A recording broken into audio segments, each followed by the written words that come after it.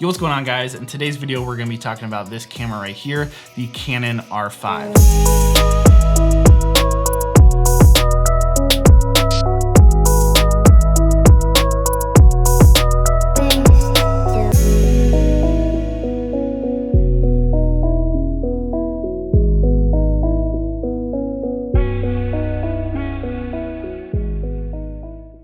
Now, it's kind of crazy to me that we're coming up on a full year since this camera was released. And since I was one of the lucky few to get my hands on this camera on the day it actually launched, I've had this thing for a while now. I've used it for a ton of different photo projects. I've used it for numerous video projects. So I think I have a pretty good grasp on what this camera is good for, who it is good for, because as amazing as this camera is, I don't think it's meant for everybody. Now, real quick, in case this is your guys' first time to this channel, my name is Johnny. I do photo and video work professionally for a living, so be sure to drop this video a thumbs up and subscribe if you guys are new around here and you enjoyed today's video. It really helps me out and it goes a long way for the channel. But let's go ahead and dive into this R5 review. So first things first, let's talk about the photo side of this camera, because the photo side is honestly pretty flawless, but I do want to touch on a few of my favorite things about it. Now, by now, I'm sure you guys are familiar with a lot of the specs on this camera, but obviously it has a 45 megapixel sensor, which is amazing for high-end photography. But actually, one of my favorite things about the photography in this camera is how many frames per second you can shoot. So you can shoot up to 12 frames per second with mechanical shutter, and then you can shoot up to 20 frames per second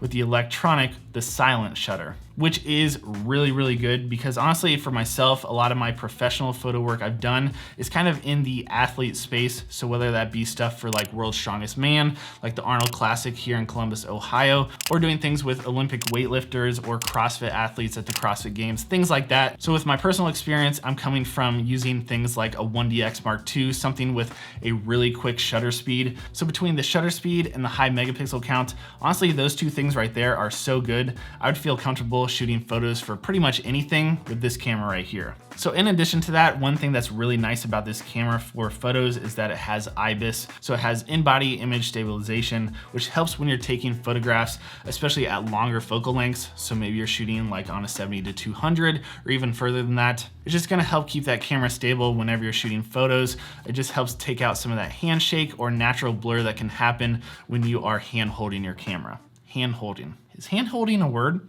And then the last thing that is really, really good about the photo side of things, which just makes me think of event photographers, or maybe if you're shooting weddings, is the fact that the silent shooting mode on this camera for photography is so silent, no one would even know that you're shooting photos. So it would just be perfect for those quiet events where you don't want to make a bunch of noise or kind of draw attention to the camera and take it away from those, I don't know, important times. And just to give you guys an actual test of how silent the silent shooting mode is when you have on the electric shutter, this is what the normal high-speed shutter sounds like.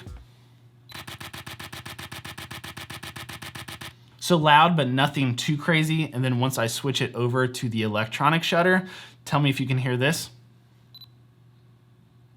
I just shot like 30 photos and you can't even hear anything. There's nothing.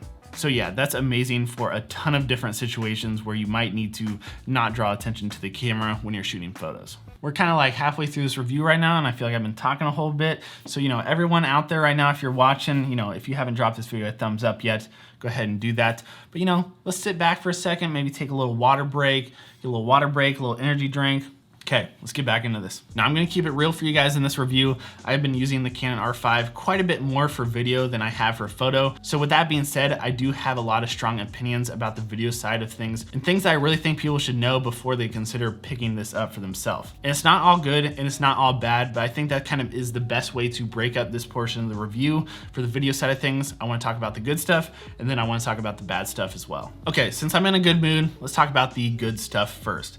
4K everything. So 4K, 24 frames per second, 30 frames per second, 60 frames per second, and 120 frames per second. I think the 4K footage out of this camera looks amazing. And when you're talking about compression on YouTube, or if you're putting it anywhere else like Instagram, TikTok, Twitter, it's going to compress the crap out of your footage anyways. So a lot of times you're not gonna see that quality difference between the two. So the next thing I really enjoy about this camera are the picture profiles that it has. So this camera shipped having C-Log, and then recently with a firmware update, it does now have C-Log 3, which just gives you even more dynamic range and more flexibility when you're color grading. and I think C-Log looks amazing. I've actually dialed in my own kind of LUTs and look that I like with C-Log, which I happen to sell on my online digital store, link in the description if you guys want to check it out for yourself. But everyone always talks about the color science of Canon and how the colors out of the camera look amazing.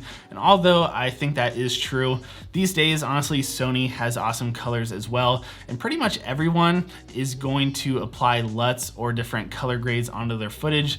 So even if Sony has a tiny bit more green or a tiny bit more like pink or orange than Canon, it doesn't really matter. You can tweak that stuff in post, super simple, and it's really not that big of a deal. But with that being said, the colors straight out of this camera are really good. And then if you ever want to shoot in C-Log or C-Log 3, it just gives you even more flexibility for color grading. The next thing is the dual pixel autofocus in this camera is amazing. Between the face detection and the eye detection, I never have to think about if I'm in focus or not. I know if it's pointing near my head in any way, I'm going to be in focus. Between vlogging or even sit down interview style like this, you're always going to be in focus. And even when I'm shooting B-roll and things like that, the focus is super reliable, which is always great to have. Now, I wouldn't feel right talking about the R5 if we didn't talk about the RF lenses. Now, this right here is the Canon 15-35 2.8 image stabilized lens. And the RF lenses that are coming out for the mirrorless line of Canon's cameras are honestly, in my opinion, second to none. They are the best lenses out there on the market right now. They are extremely sharp, they look phenomenal, and the more and more they put out and the more years they have kind of behind the RF line, it's gonna be really hard for competitors to compete. And let's be honest, this camera with the RF lenses just looks amazing. And it's probably the best looking camera out there on the market. All right, so as much as I love this camera, and although I think there are a ton of good things about it, there's definitely some bad things about this camera as well, and some things I want to touch on for sure. Now, recently I actually did a video talking about the Canon R5 and things I think people should know before they purchase this camera. So if you haven't checked that out yet, definitely go check it out. I'll have it linked up here. All right, so the first thing we need to talk about is the 8K stuff. I can't believe they hyped the 8K so much about this camera.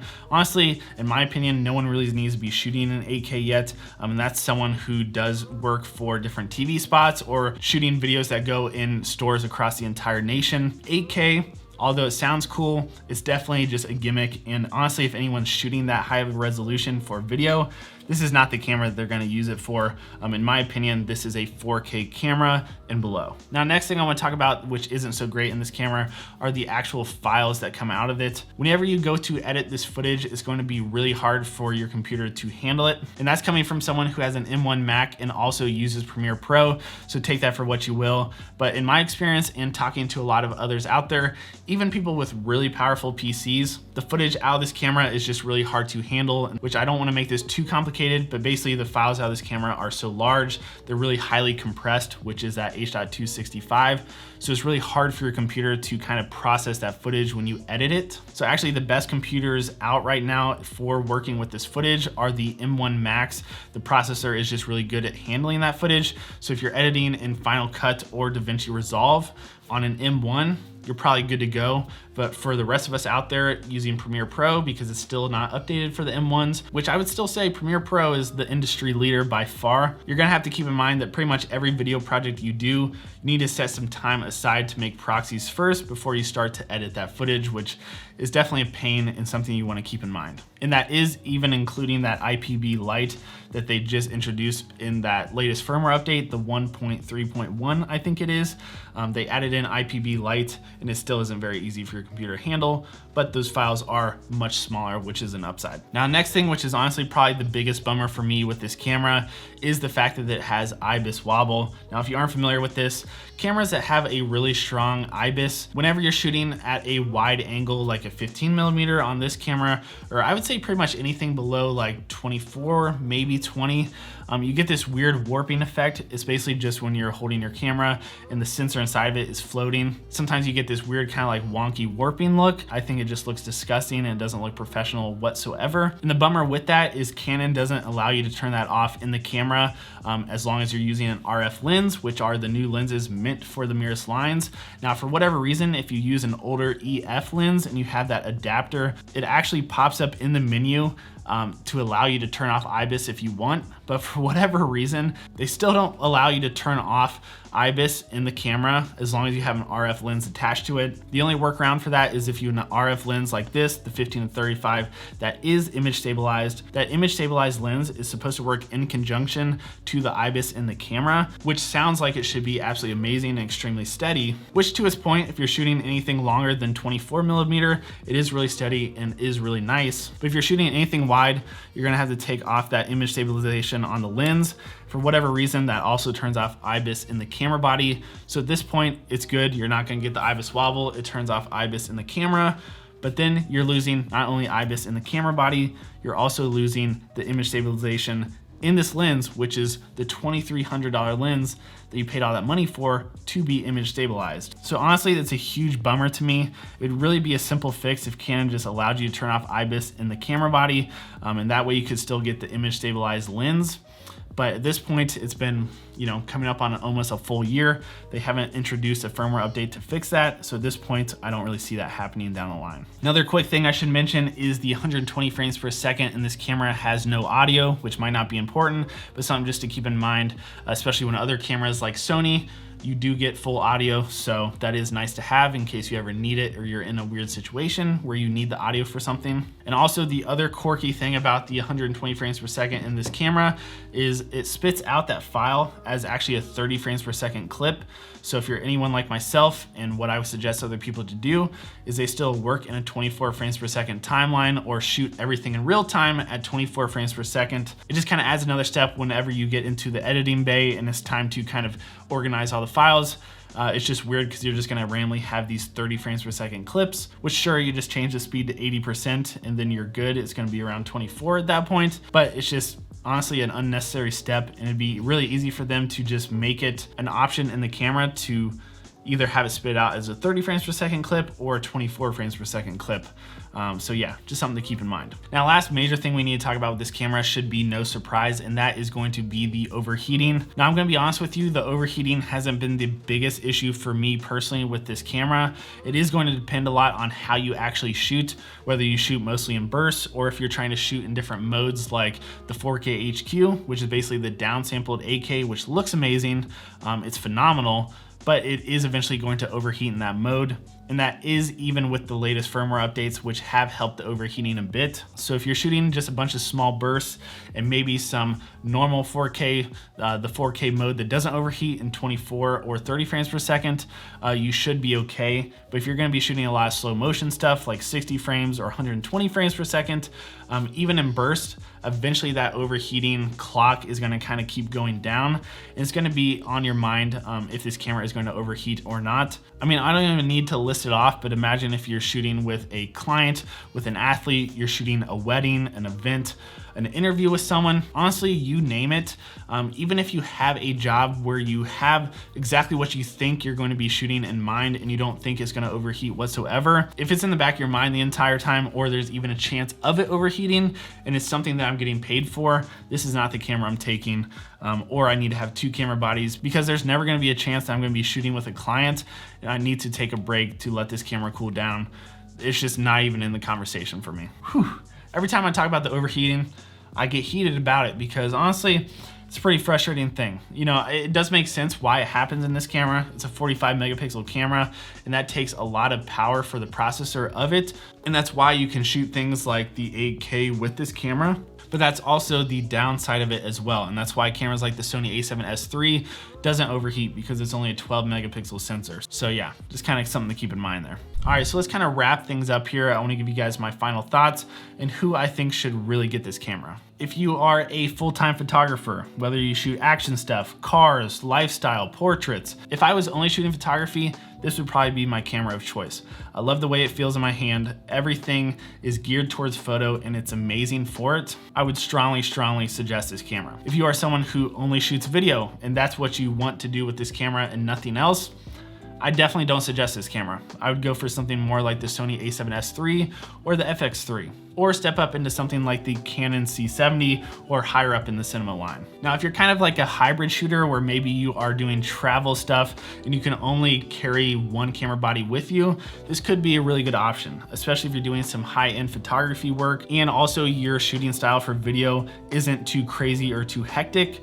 this could be a really good option. So yeah, guys, that's kind of my long-term review of the Canon R5. Like I mentioned, it's an absolutely amazing camera. It is really good at photos. It is really good at videos, but it's definitely a photo-first camera that's also just really good at video. So definitely keep that in mind. I know I'm definitely gonna get some hate for this video because it sounds like I'm saying a lot of negative things about this, but in my opinion, this was marketed as a video-first camera, or at least equals for video and photo, and it's definitely like photo way up here and video way down here. The quality is good at video, but just the quirks and things like that make it a lot lower on the list in my opinion. I really do think it's an amazing camera. I think it's just amazing for a certain type of person. Let me know in the comments below what you guys think of the Canon R5. Do you think it is overhyped, or do you think it is the real deal? I'd be interested to hear you guys' opinion. And as I already mentioned, I have some more Canon R5 content out on my channel already, so be sure to go back and check those out. But guys, I think that's gonna be it for me. I hope you found this video helpful. If you did enjoy watching, will you please drop it a thumbs up? If you're new around here, consider subscribing. It really helps me out, and I notice each and every single one. But guys, I'm out for now. I'll catch you in the next one very, very soon. Peace, guys.